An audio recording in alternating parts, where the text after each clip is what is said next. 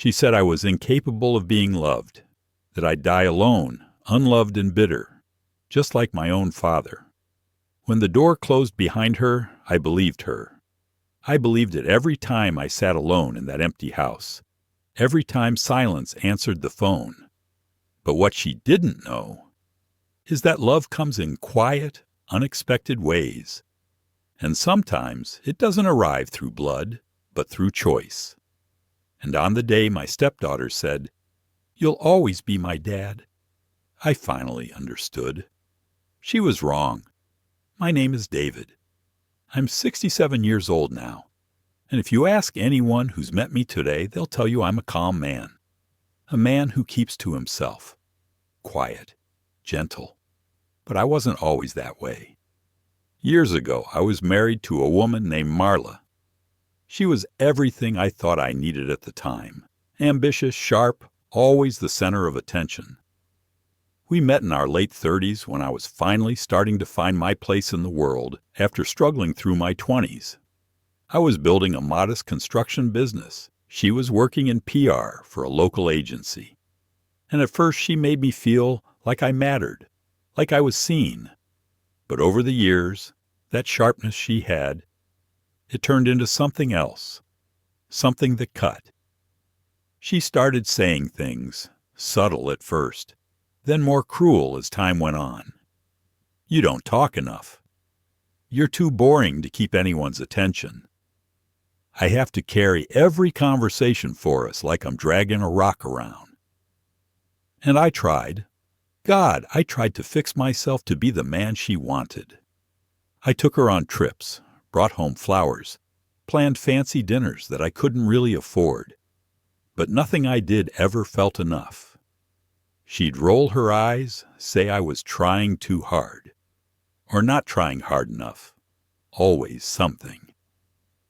Then one morning, after 12 years of marriage, she stood in the kitchen with her keys in her hand and said flatly, "You'll never have a family that truly loves you. Not really. You're incapable of being loved." She didn't even cry. She just walked out, took her suitcases, her clothes, the silver picture frames, and the last shred of my confidence. I didn't chase her. I just stood there with my coffee going cold in my hand, looking at the dent in the rug where her suitcase had rested the night before. The silence afterward was worse than the arguments. You don't realize how loud an empty house can be until there's no one left to pretend for. I stopped cooking. I stopped calling friends. I'd wake up, go to work, come back, and sit in the living room staring at a television I couldn't remember turning on. One night, I called an old college friend just to talk. He said he'd heard about the divorce, and in that half-sympathetic voice people use when they're already halfway out of the conversation, he told me, "Well, maybe now you can find someone who actually wants you." I didn't call again after that. I guess the thing people don't understand is when someone close to you says you're unlovable enough times, you start to believe it. Not dramatically, not in some weeping on the floor way. No, it's quieter than that. You start pulling back from people. You stop sharing stories. You stop reaching out. You become invisible. And after a while, you start to think maybe that's what you were always meant to be. That went on for 2 years. 2 years of showing up at work, fixing cabinets and drywall for families I'd never be part of. 2 years of birthdays with no candles, of watching neighbors walk their dogs past my house without even glancing up. Then one day, completely out of nowhere, everything changed. Her name was Carla. She walked into my life like sunlight through a dusty window. Not loud, not showy, just there. She needed help with a kitchen remodel, and someone had given her my number. I remember the way she smiled when I showed up early with a clipboard and a tape measure. But what I remember even more clearly was the small voice that came from behind her that day. "Is he going to break the wall?" I turned and saw a little girl, maybe 10 years old, with big eyes and a book clutched to her chest. She looked up at me like she was sizing me up, like she'd already seen too much for her age. Carla laughed nervously and said, "That's my daughter, June. She's honest." That was the moment it started. The moment I didn't know yet was going to rewrite the sentence Marla had etched into me. The one that said I'd never be loved. Because that little girl, that skeptical stare, that curious voice, she didn't know it yet. But she was about to change everything. June didn't trust easily. You could feel it before she even said a word. She watched me like a hawk during that first week of renovation, arms crossed, eyes narrowed, as if she were waiting for me to make a mistake. Not the kind of mistake that ruins a cabinet, but the kind that ruins people, the kind she'd seen before. Carla told me quietly one morning over coffee that June's father had left when she was 4. He just disappeared, she said. First from her life, then from the mortgage. She said it with a smile, like it didn't bother her, but her hands trembled when she reached for her mug. It made sense, the suspicion, the walls, the way June guarded her mother like a soldier at a gate. One afternoon, I caught her watching me patch drywall. She didn't say anything at first, just stood in the doorway, chewing her lip. I glanced up, smiled. "You ever use one of these?" I asked, holding up the trowel. She shook her head. "Want to learn?" She hesitated, then shrugged. "I guess." It became a ritual. I'd come by, we'd work, and June would hover, until hovering became helping. I taught her how to patch small holes, how to sand smooth. She was meticulous. Carla laughed once and said, "You've made a monster." But June beamed with pride when she held up her perfectly mudded corner and asked, "Is this better than yours?" What neither of them knew was that I hadn't laughed in months. Real laughter, the kind that shakes something loose inside you. But June, her blunt little observations, the way she mimicked my serious contractor voice, she cracked something open in me. One rainy Saturday, I brought them both soup from my favorite diner, and we ate on a drop cloth in the half-finished kitchen. June sat beside me, dipping her grilled cheese into her tomato soup. Out of nowhere, she asked, "Do you have any kids?" I froze. Carla looked up sharply. I shook my head. "No," I said. "Not really." She squinted at me. "Why not?" I hesitated. "Didn't work out." June nodded, then went back to her sandwich like that was enough. But that night, I stayed up replaying that moment. Not because of what she asked, but because of how it felt when she didn't press. She just accepted the answer and stayed close. Like maybe in her own way, she was letting me in. I started fixing other things around their house. A leaky faucet, a squeaky step, a loose doorknob that had bugged Carla for months.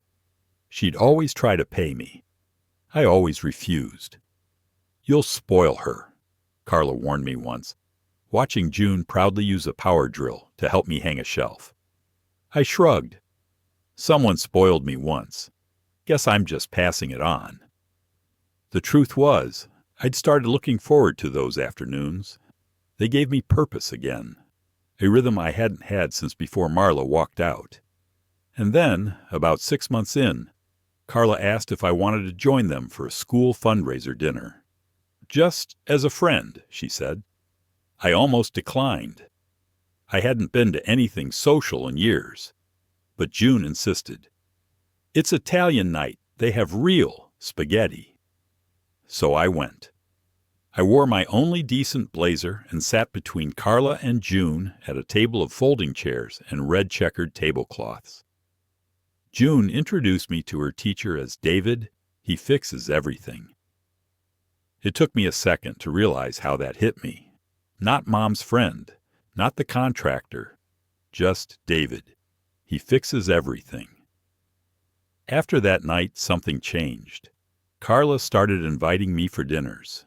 June would leave me little notes. "Don't forget your tape measure," or "You promised me pancakes next time."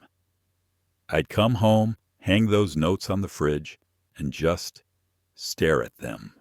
because somewhere between patching drywall and pancake promises, a little girl with trust issues had started to trust me.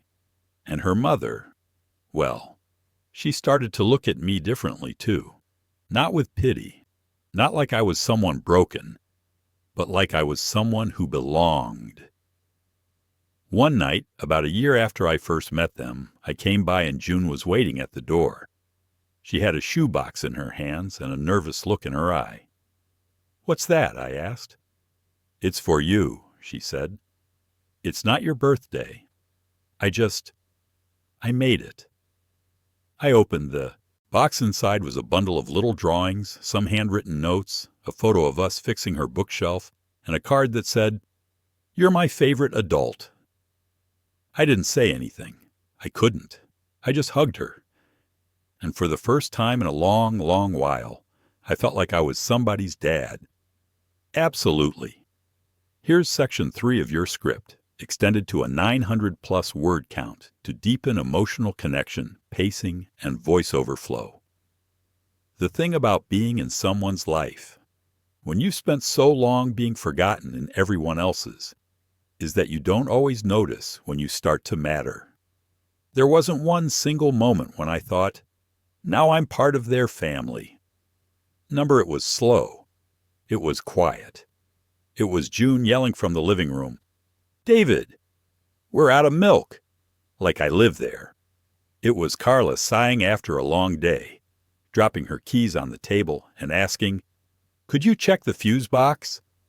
The lights keep flickering again." It was 3 chairs at the dinner table every single night. It was the toothbrush she placed in her bathroom for me. It was my favorite brand of coffee suddenly appearing in the cabinet without a word. No speeches, no grand announcement, just belonging.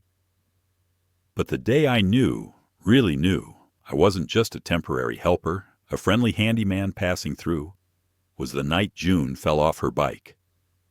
She'd been riding too fast down the sidewalk, racing the neighborhood boys after school, and hit a crack in the pavement. Her knee was torn open. Blood, dirt, screams.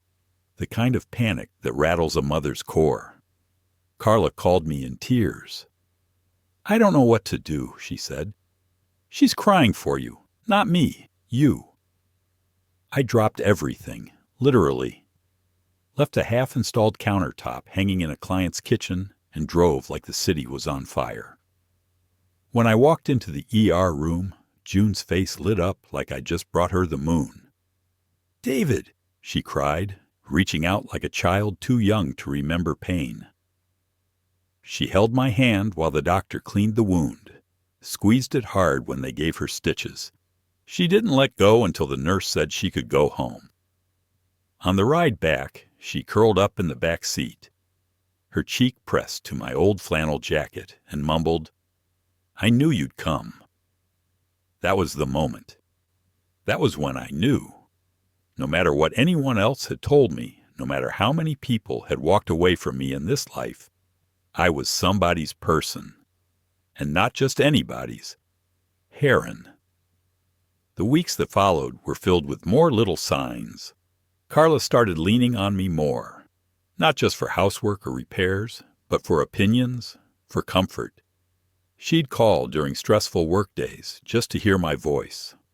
We'd sit on the porch some evenings, sipping tea or lemonade, not saying much. I'd watch June do her homework at the kitchen table, her tongue poking out in concentration. I'd answer her math questions, fix her pencil sharpener, pick up her backpack when she forgot it by the door. And slowly, I began to see something reflected in Carla's eyes, something I hadn't dared hope for in years. Respect, warmth, maybe even love. I remember one particular evening. We were putting up string lights in the backyard, something June had begged for after seeing a Pinterest post. I was on the ladder, Carla holding it steady, June dancing around in the grass with a flashlight. And Carla looked up at me and said, so softly I almost missed it, "You're good for us." That was all. Not a grand confession, not fireworks, just 5 words. but I carried those words with me like armor. Then came the school play. June was playing a tree. Not a lead role, not a big one, but she was proud. She painted her costume herself, made me promise to sit front row and record the whole thing. When we got to the auditorium, Carla and I found seats together. We were early, so we just sat there watching the stage being set. That's when Marla showed up. Yes, her. She walked in wearing a tailored coat and sharp heels, her arm looped through the elbow of some man I didn't recognize. She looked exactly the same. Cold, expensive, proud. She hadn't seen me yet, but Carla did. She noticed the way I tensed, the way my hands curled into fists on my knees. She leaned in and whispered, "Is that her?" I nodded barely. She looked at me a long second, then said, "Let her see what she lost." I didn't respond, just sat there as Marla took her seat 3 rows behind us. When June came out in her awkward boxy tree costume, waving at the crowd like she was Beyoncé, I stood and waved back. So did Carla. We both clapped louder than anyone else in the room. And I swear, when June looked at me and smiled, I saw Marla's eyes lock on me. I saw her recognize something she couldn't undo. A family, a life, a love she once told me I was incapable of receiving. She didn't clap. She didn't smile. She just watched. Watched me become the father I never got to be, with a child I never expected to have. Absolutely. Here's the continuation. It wasn't a big moment. Not the kind of thing you see in movies. No orchestra swelling, no slow-motion hug. It happened in a hallway on a Tuesday between a lunchbox and a backpack full of crumpled homework. I just fixed the zipper on June's winter coat. She was rushing out the door to catch her ride to school. Carla was in the kitchen yelling about forgotten mittens and library books, and I was standing there by the coat hooks holding June's scarf. She grabbed it from me with a grin and said, "Thanks, Dad," as casually as if she'd been saying it all her life. Then she froze. I froze. Carla looked up from the kitchen mid-sentence. June's cheeks turned red. I didn't mean. Sorry, Carla stepped out from the kitchen, gently cupped June's face in her hands, and said, "Honey, don't be sorry. Not for that." I didn't know what to do with my hands. I didn't know what to do with my heart.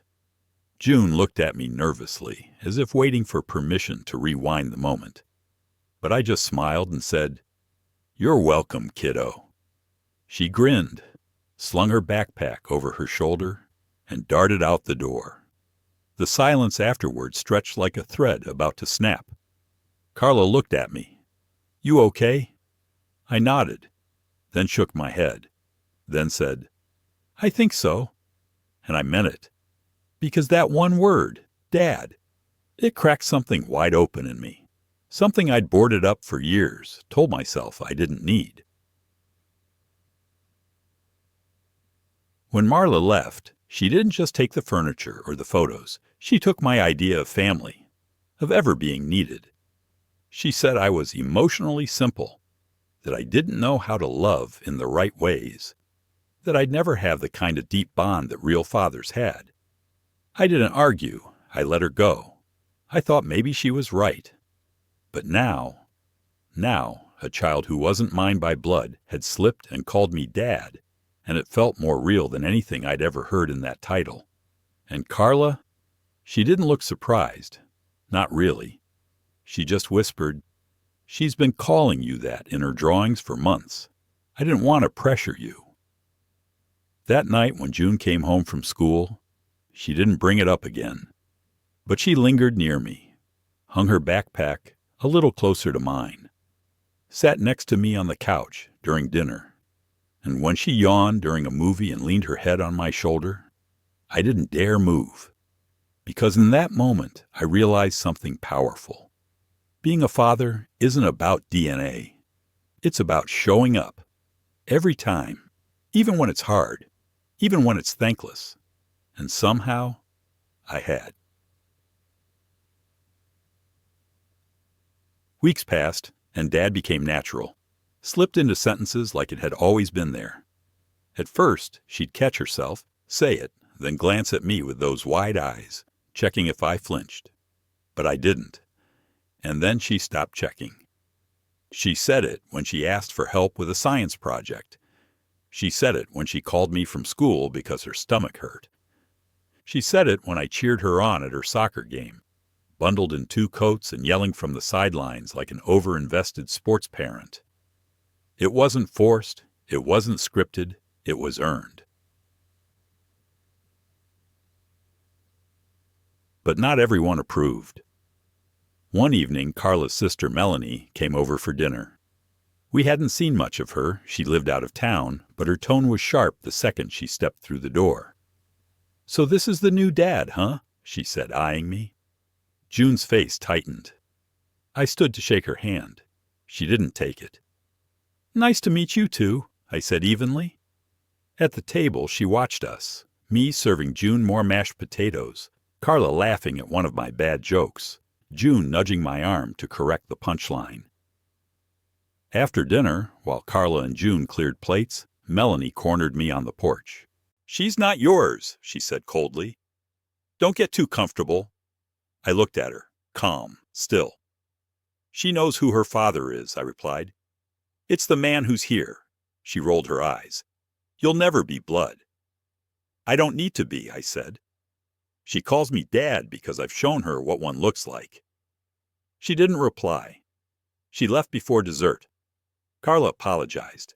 June didn't say a word, just wrapped her arms around me in the hallway and whispered, "I don't care what she thinks." That night I stared at the ceiling in bed, Carla sleeping beside me, and felt something unfamiliar. Peace. The kind of peace that only comes when you've been doubted, discarded, dismissed, and yet somehow found your way back to love. I was a father, not because I had to be, but because I chose to be, and because a little girl, broken by a man who left, gave me the chance to put something back together, not just in her, but in me. Certainly. Here's the next part. The first time I saw Marla again was in aisle 9 of the grocery store. I was holding a basket with June's favorite cereal, a carton of almond milk, and some cookies she'd sneak into the cart when Carla wasn't looking. I wasn't expecting to see anyone from the past, much less her. But there she was, perfectly dressed as always in a long beige coat, her lipstick too sharp for a town like ours. She held a basket of organic greens and a bottle of wine. No wedding ring. For a second, neither of us moved. Then she blinked, as if I were a trick of the lighting. "David," I nodded. "Marla." She smiled, but it didn't reach her eyes. "You look the same." I almost laughed. "And you still give compliments like job evaluations." She smirked, glanced at my basket. "Cereal? You never liked that kind." "It's not for me," I said. Her eyebrow lifted. "Girlfriend?" "No," I said. "Stepdaughter." That got her attention. "Didn't know you remarried." "I didn't, but I'm raising a girl with someone who deserves it." She smiled again, tighter this time. "Always trying to be the hero, huh?" I should have walked away. Years ago, I might have let her ruin the day with one sentence. But I wasn't the same man who once folded under her cold shoulder. So I looked her in the eye and said, "No. I'm just showing up. Every single day." She didn't reply. A week later, Carla told me she got a call. It was Marla. "I ran into David," she'd said. "I didn't know he was parenting." Carla laughed when she told me. "Parenting? Like it's a crime." But she wasn't amused. She asked a lot of questions about you, about June. I shrugged. Let her wonder. She's not part of this chapter. But something shifted after that. Because 3 days later, Marla showed up at June's school, claiming to be family. June texted me from the nurse's office. There's a woman here who says she used to be your wife. She's asking a lot of weird stuff." My hands clenched. I dropped everything and drove to the school. By the time I got there, June was sitting calmly with the secretary. Marla stood nearby, arms crossed, clearly annoyed that no one was letting her just talk. "David," she said, fake relief in her voice, "I was worried. You've been making interesting choices." I stood beside June. "We're fine. You don't need to worry about us."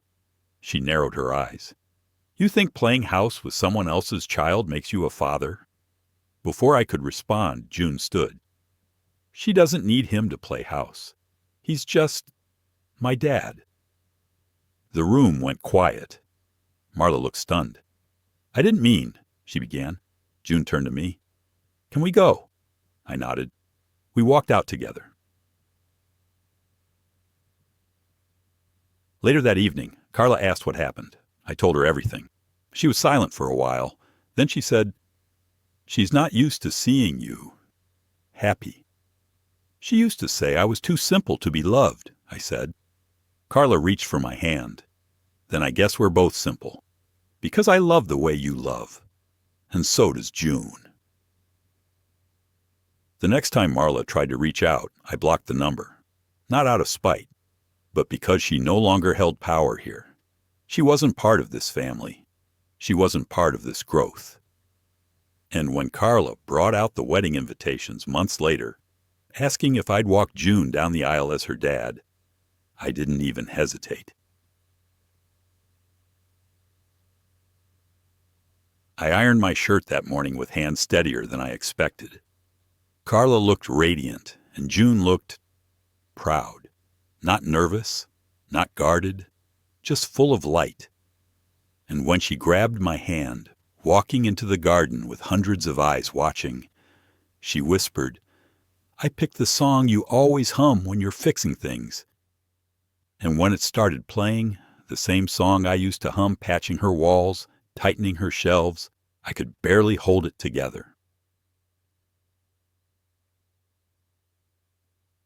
As we reached the altar, I saw Marla seated in the very back. She wasn't supposed to come, no invitation. But she must have heard. Her face was unreadable. She looked at June, then at me. And when June kissed me on the cheek and said, "You'll always be my dad," right there at the altar, Marla stood up and quietly left. No scene, no words. Because sometimes silence says everything. Absolutely. Here's the continuation. The wedding reception was held beneath a canopy of string lights, golden and flickering, like stars caught in trees. The air was thick with laughter, the smell of baked chicken and garden roses, and the sound of clinking glasses. I had barely touched my plate. My nerves weren't about the crowd or the moment. They were about the speech. See, June had asked me, to give the first toast. Not her biological father, who hadn't sent a card in 10 years. Not her mother, who smiled politely from across the table, but barely knew her daughter's favorite color. Not even Carla, who raised her with so much grace. She wanted me, the man who wasn't supposed to have a family, the man who once stared at an empty apartment after Marla left and believed maybe she was right. Maybe I was unlovable. But June's voice had been steady earlier when she said, "You've been there for every win, every loss. You taught me how to tie my shoes, parallel park, and let go of things that hurt. You're the reason I believe in real love." And now the meek was in my hand. I cleared my throat and stood. The chatter died down, like a wave pulling back from shore. I looked at June and smiled. Her new husband had his arm around her shoulders. Her eyes were wet. I began. "I'm not June's biological father. I didn't change her first diaper or teach her to walk. I came in after some things were already broken, and I wasn't sure I knew how to fix anything except maybe furniture and bad plumbing." A few laughs rippled through the room. "But what June gave me wasn't just a second chance. It was my first real chance. She let me be there. She let me try. She called me Dad long before I felt worthy of the word. I paused, swallowing a lump in my throat. I've made mistakes in my life. I've been told I was too quiet, too boring, too simple to be the kind of man who mattered. And I believed that for a long time. I looked straight at Carla. Her hand was on her heart. But June showed me something different. She showed me that fatherhood isn't about blood. It's about presence. It's about who shows up when the world is falling apart. It's about who stands in the rain, who builds things back up, who listens when the only words are tears. You could hear a pin drop. Even the waiters had stopped moving. So if you ask me what today means, it means I've seen a miracle. Not because my name's on a birth certificate, but because it's written in her voice, every time she says Dad. A soft sob escaped someone's mouth. I think it was Carla. I finished. To June and Leo, may your love be loud where it counts, quiet where it needs to heal, and steady every day in between. And may you always know, your family is who you choose, and I am so honored that you chose me. The crowd rose. Applause exploded like a wave crashing over rocks. People wiping tears, raising glasses. June was crying openly now. She rushed forward and hugged me so tightly my knees nearly gave. You didn't just give a speech, she whispered. You gave me the best gift of my life. I hugged her back and said quietly, You already gave me mine. But across the room, I saw a shadow slipping away. Marla. She'd been seated near the corner, mostly silent, mostly stiff. And now, after my words, after the acknowledgement of everything she once said I'd never be, she quietly stood, turned, and walked out the back gate of the garden. No goodbyes, no drama. Just a woman confronted with the truth she didn't want to see. That love isn't earned through control or manipulation. It's earned through consistency, through sacrifice, through showing up even when no one's watching. Later that night, Carla and I sat on the porch swing, watching stars blink above the quiet yard. The guests had gone. The music had faded. June and Leo were somewhere in the house, packing for their honeymoon. I held Carla's hand. I was scared I'd mess it up, I admitted. You didn't, she said. You made it perfect. I shook my head. It still amazes me that a girl who didn't owe me anything called me Dad. Carla leaned her head on my shoulder. She called you Dad, she said softly, because you never made her feel like she owed you anything. That's what makes you different. I stared at the stars and let the quiet fill me up. She was right. But as peaceful as that moment was, I had no idea that an envelope would arrive just days later. One that would reopen old wounds and test everything I'd built with June. A letter written in Marla's handwriting. And inside it, something I never expected. Absolutely. Here's the next part. The envelope came 3 days after the wedding. No return address. Just my name. My full name. The one I hadn't seen written by her hand in almost 20 years. Carla was the one who found it in the mailbox. She brought it in, a frown creasing her brow. It's from her, she said, placing it gently on the counter like it might detonate. I didn't open it right away. Instead, I stared at it through dinner, through dishes, through the evening news. My heart wasn't racing, not quite, but something deep in my chest felt unsettled. What could she possibly want now? I finally opened it after Carla went to bed. Alone in the kitchen, beneath the soft hum of the refrigerator and the creak of the old fan overhead, I pulled the letter out with steady hands. Her handwriting hadn't changed. David, I never thought I'd write you again. But watching you at the wedding, watching you speak about love and fatherhood like you invented them, I realized maybe there are some things left to say. I almost stopped reading, but I kept going. I didn't leave because I didn't love you. I left because I didn't know how to love you. You were too steady, too patient, too good. And I didn't want good. I wanted something that felt bigger than safety. I exhaled slowly. That sounded like her. It always had to feel dramatic, romantic, wild. I've had time to reflect, time to realize that maybe I was wrong about you, about what mattered, about what it means to love someone who simply stays. My jaw tightened. Too little, too late. I saw the way that girl looked at you, the way she hugged you, the way she said Dad, and it made something ache in me I didn't know I had. I don't want to cause trouble. I needed you to know that I see it now, what I walked away from, and what you became without me. You were always more than enough. I was just too blind to see it. She signed her name at the bottom. Not love, Marla. Not sincerely. Just her name, like a confession whispered across time. I didn't know what to feel. There was no apology. Not really. No acknowledgement of the years I spent doubting myself, of the loneliness, of the way she once turned to me and said, "You're just not a man people remember." But there was honesty, and maybe, in her own way, regret. I folded the letter back into the envelope, tucked it in the drawer beneath the old cutlery, and went to bed.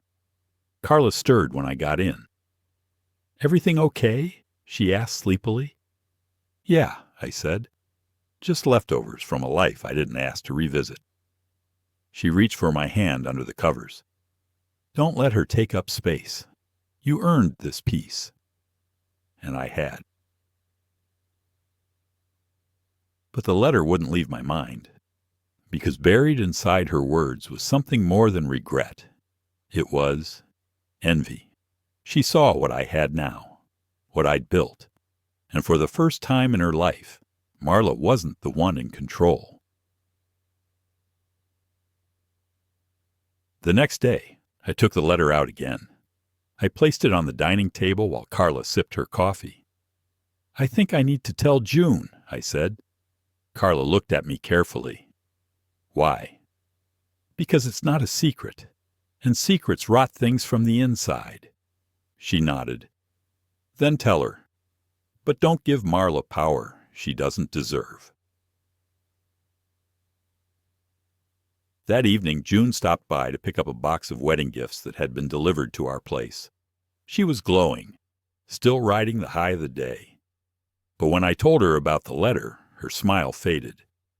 She came to the wedding uninvited. I figured she'd pull something after. I handed her the letter. She read it silently, her expression unreadable. When she finished, she placed it gently on the table. "She's trying to rewrite the story," June said. "But we don't owe her a second edition." I looked at her. "I just didn't want you to think I was hiding it." She gave me a small, sad smile. "You've never hidden anything from me. You've always been the one person who told me the truth, even when it hurt." She stood, walked over, and wrapped her arms around me. "You're my dad," she whispered. "She can write all the letters she wants. That'll never change." Later that night, I burned the letter in the fireplace, not out of anger, but as a closing act, a way to say, "This story is done." Whatever redemption Marla sought, it wasn't mine to give. That belonged to time, to choices, to the echoes of her own absence. I didn't need to prove anything anymore. Not to her, not to anyone.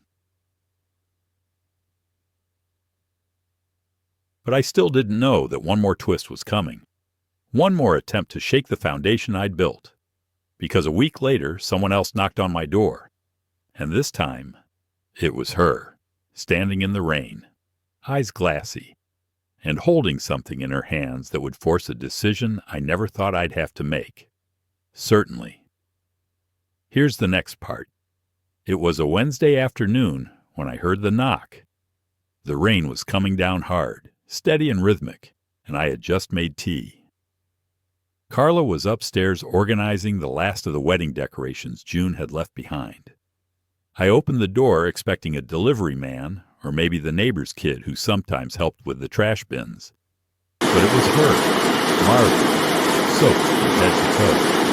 Her beige trench coat clung to her, drenched, makeup slightly smeared, the paper folder held tightly in her hands like it was keeping her from falling apart. She didn't say a word at first, just looked at me, like she was waiting for permission to exist. I didn't give it to her. "What are you doing here, Marla?" I asked, my voice low, calm. She swallowed, rain dripping from her chin. I didn't know where else to go." "You had 20 years to know," I said, not moving from the doorway. She shifted uncomfortably, glanced past me like she was hoping for a familiar anchor. "Carla here." "She is, but I'm the one who opened the door." Her lips quivered. "Can I just come in for a second?" I stepped aside, not out of kindness, but because I didn't want the neighbors to start watching. There's a difference between grace and trust. She stepped in, her heels squelching against the hardwood. Carla came halfway down the stairs, froze when she saw her, then turned without a word and went back up. "I'm not here to cause problems," Marla said, placing the folder on the table. "I just need to ask for something." I sat, not because I wanted to, but because I needed to know what lie was coming next. She slid the folder across to me. I opened it. Inside were medical documents, a diagnosis, treatment plans, a prognosis that painted the worst kind of timeline. "I'm sick," she whispered, voice cracking. "I have breast cancer, stage 3. I looked at the papers, then at her. "I'm sorry to hear that." She looked up quickly, like hope had flickered in her chest. But I wasn't finished. "I'm sorry for you, but that doesn't change what you did, or who you were." Her face fell. "I don't expect forgiveness," she said. "I know I ruined what we had, and I can't undo that." I raised an eyebrow. "Then why are you here?" Her next words hit me harder than I expected. "I want to see June, just once, before the treatment starts, before anything changes." I exhaled slowly. "So that's why you wrote the letter, why you showed up at the wedding. It was all leading to this." Needed to know if she was happy. And she is. You made that happen. I didn't come here to take anything away, I swear. You already took away enough, Marla. She nodded, eyes brimming. "I know, but she's the only blood I have left." I stood. "No, Marla, she's not your daughter. You left her mother before she was born. You never changed her diapers. You never lost sleep when she had a fever. You didn't teach her to ride a bike or show up at her recitals." She opened her mouth, but I didn't let her speak. "I did. I was there. Every day. I held her when she cried and stood in front of her when life tried to knock her down. You don't get to waltz in now and claim some connection just because your time is running out." She looked like she'd been slapped. And maybe she had, just not with a hand. "I just wanted to explain," she said softer now. "I didn't know how to be a mother. I didn't know how to stay." "Then leave again," I said, "and let her stay whole." Carla came down a few minutes later after Marla had gone. She didn't ask for details. She didn't need to. "She'll try again," Carla said, pouring me another cup of tea. "She won't get past the front step," I replied. "Do you think we should tell June?" she asked. I thought about it, and then I said, "Not yet," because June had just had the happiest day of her life. She was newly married, hopeful, unburdened, and I wasn't going to let Marla wrap guilt around her heart like a ribbon. Not on my watch. But I knew it was only a matter of time before the past knocked again, louder, messier, more desperate. And when it did, I'd be ready. Certainly. I should have known silence wouldn't last. When someone spent their whole life running from consequences, they don't suddenly develop patience, not even in the face of mortality. And Marla, she was always more persistent than wise. It was the following Sunday when June called. Her voice was tight, confused. "Dad, did you know she came to see me?" I stood in the middle of the living room, heart sinking. "She did what?" "Came to the clinic," June said. "Just showed up while I was finishing a shift. She looked pale, sick. I didn't recognize her at first." I closed my eyes. Marla had done exactly what I asked her not to do. Gone around me, straight to the heart of the matter, my daughter. "I'm sorry, sweetheart," I said gently. "She came to me first. I told her not to drag you into it." There was a pause on the other end. "She told me she was dying." I sat down slowly. "She had all these papers," June continued. "Said she just wanted a conversation. Closure. She kept saying she wasn't asking for forgiveness, just a sliver of connection before it was too late." "And what did you say?" June was quiet. I imagined her twisting a pen in her hand, brow furrowed. "I didn't say anything at first. I was too shocked. She looked like a ghost from a life I never really lived. I didn't say a word. Let her process. She said she watches me online. Knows I'm a nurse. Said she always knew I'd help people." My jaw clenched. I asked her why she left, why she never tried to reach out after Mom died, why she didn't even send a birthday card when I turned 10. "What did she say?" I asked. "She cried," June said. "Said she was selfish, afraid, that every year made it harder to face the girl she left behind." I leaned forward, elbows on knees, staring into the rug. "She wanted to hug me," June said. "But I couldn't move. I just stood there, frozen. I'm sorry she put you in that position." June's voice broke slightly. "She said you wouldn't let her see me, that you were trying to erase her." "That's not true," I said firmly. "I was trying to protect you. That's different." "I know," she whispered. I needed to hear it." That night, Carla found me staring out the window, hands in my pockets, watching the wind shake the maple trees. "She found June," I said. "I figured she would," Carla replied. "Women like Marla don't ask twice. They take." I turned to her. "June's confused and hurt, and I hate that she has to carry this now." "She's strong," Carla said, "because of you." Later that week, June came by. She didn't look angry, just tired.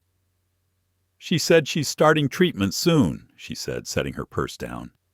"Chemotherapy. Aggressive protocol." I nodded. She wanted me to come to her first session. Said she'd feel braver if I was there.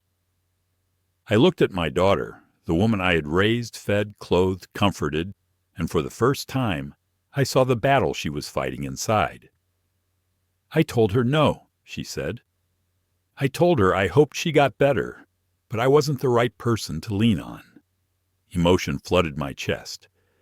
I said I already had a parent, the one who stayed, the one who mattered. I couldn't speak, just reached for her hand and held it. She looked at me, tears filling her eyes. I needed to see her face, to feel that nothing was missing, that her presence didn't erase your years of showing up. "Did it?" She shook her head. "Number it only made everything you did shine brighter." We sat in silence for a while. No TV, no music, just the old ticking clock on the mantel and the sound of rain starting again outside. Dad? Yeah? I'm thinking of writing her a letter, not a long one, just something to close the door, on my terms. I nodded. That's your right. Closure doesn't need to be loud, it just needs to be yours.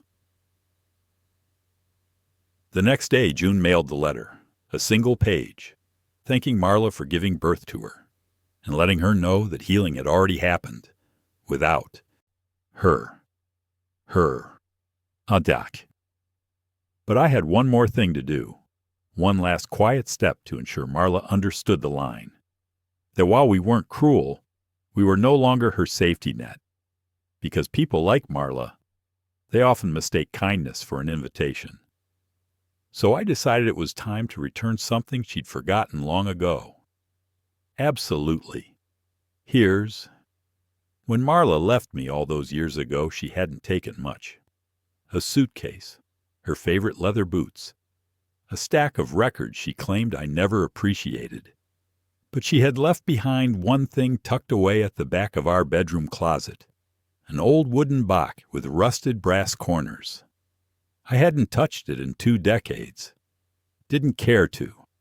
But after June mailed her letter, something in me shifted.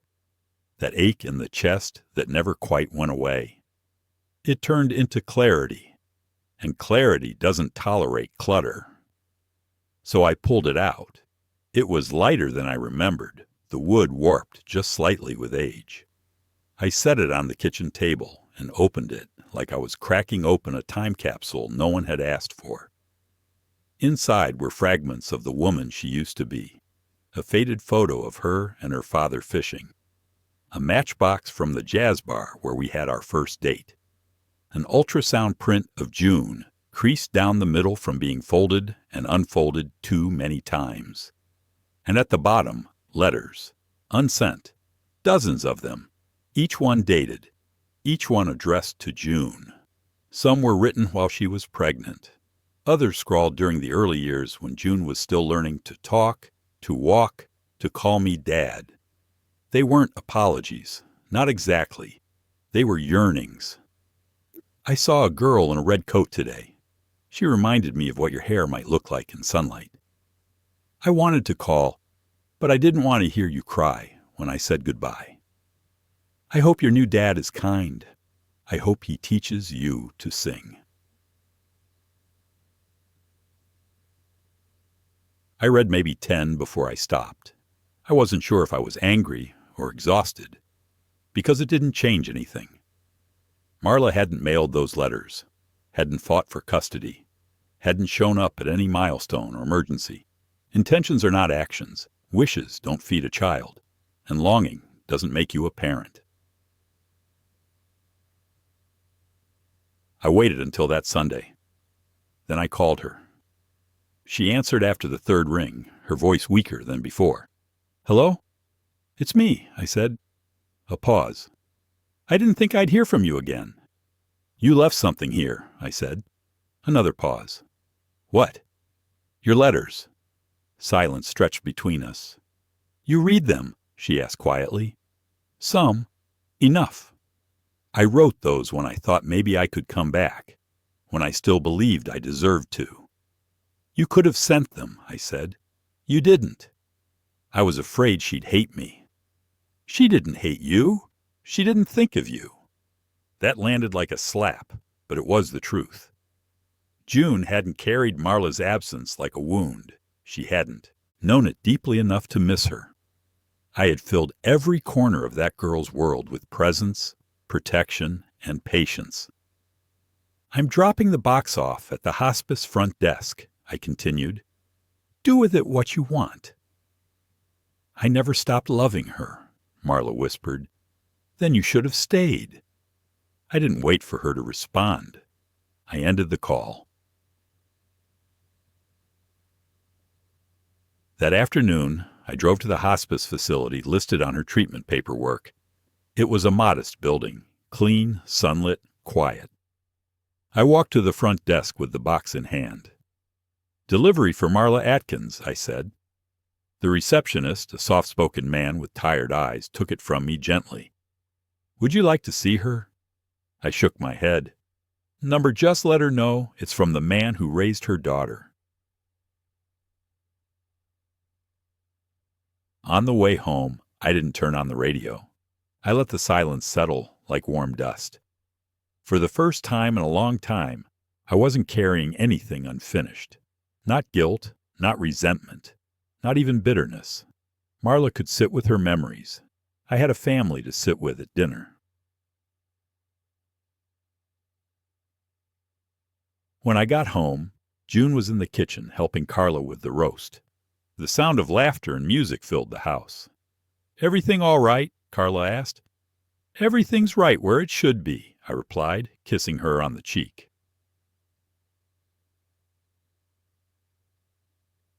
There's a power in letting go without expecting an apology. There's dignity in choosing peace over explanation. And as I watched my daughter dancing barefoot across the kitchen floor with a wooden spoon, laughing at something Carla said, I realized I hadn't just raised her. I had raised myself into the man I always wanted to be, even when no one thought I could be. Certainly. Here's. The day of June's wedding arrived like a sunrise. You wait years to see. It was crisp, golden. Everything from the weather to the way her veil moved in the breeze felt like a blessing whispered across time. The ceremony was being held at the old stone church just outside town. The one June always said looked like it belonged in a storybook. It wasn't the fanciest, but it was real, honest, and it fit her perfectly. I stood outside the hall, adjusting my tie, my fingers more nervous than I expected. Carla smiled at me, smoothing down my lapel. "She's not nervous," she whispered, "but you are." "I helped her learn how to ride a bike," I muttered. "Now she's walking down the aisle." "You raised a woman who chooses love the way you taught her. That's the win." I nodded slowly, and we walked inside together.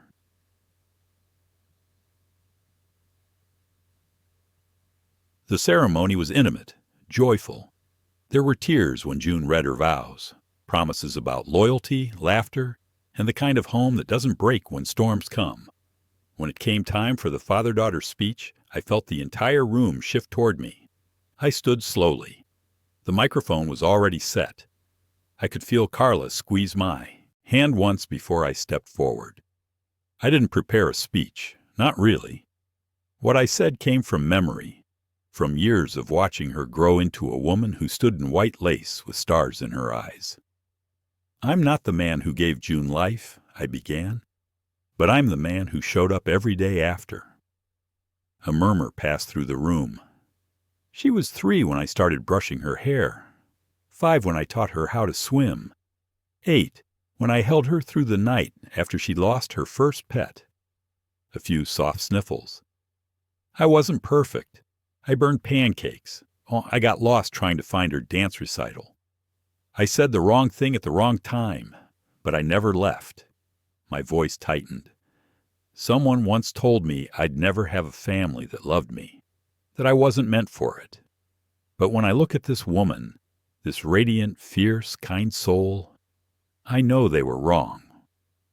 At the back of the room, I saw her, Marla. She had come, quiet, pale, standing near the edge like a guest who didn't belong. Her eyes glistened, but her hands trembled. I looked back to June.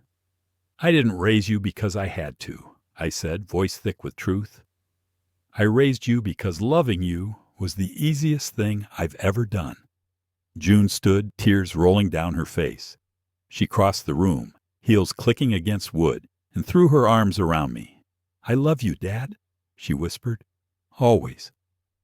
Applause broke around us, but I barely heard it.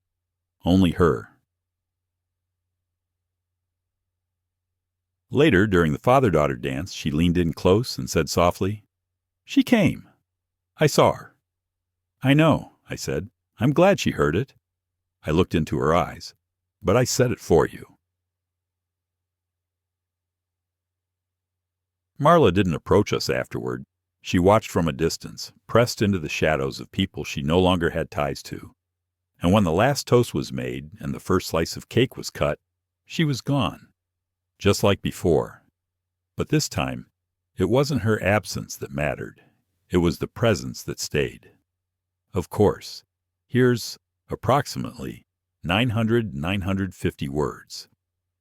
The morning after the wedding, the house was still. Confetti still clung to my shoes. June's bouquet sat in a vase on the kitchen counter. Carla was curled up on the couch with her coffee, humming softly to an old tune on the radio. And me? I was sitting at the table with a pen in hand and an old yellowed envelope before me. It wasn't addressed. It never had been. 23 years ago, I wrote a letter to Marla and never sent it. It sat in my drawer, unopened, folded 3 times across the pane.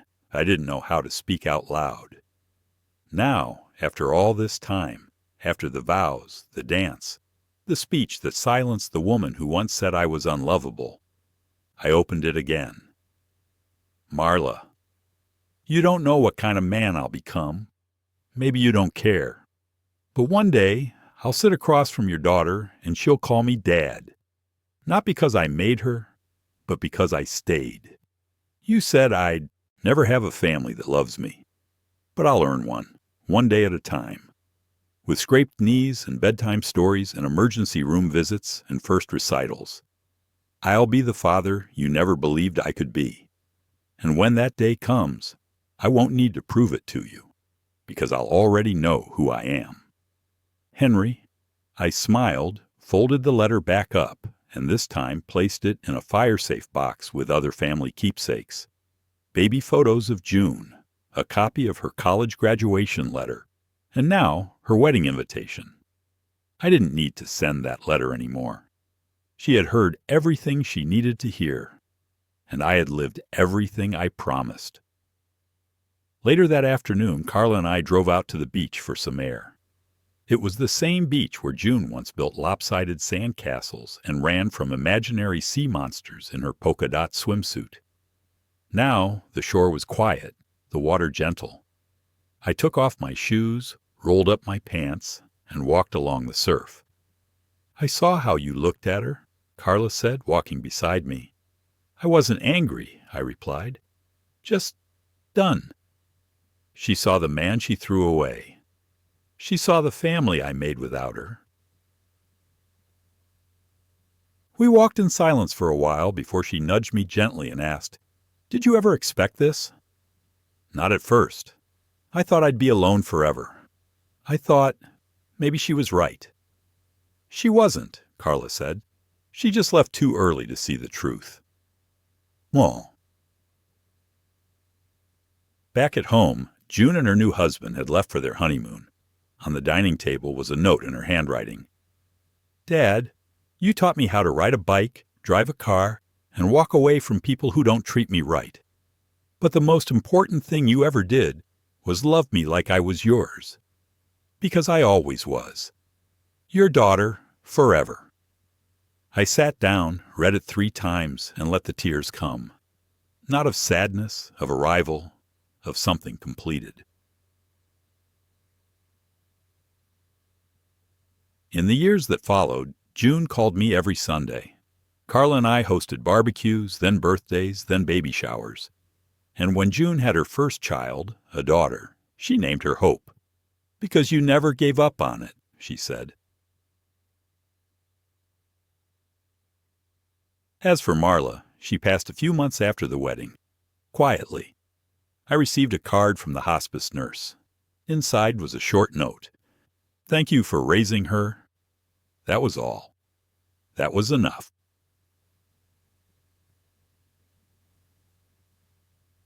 And so, no, I didn't end up with the woman who once said I'd never have a family that loves me. I ended up with the family. And that made all the difference.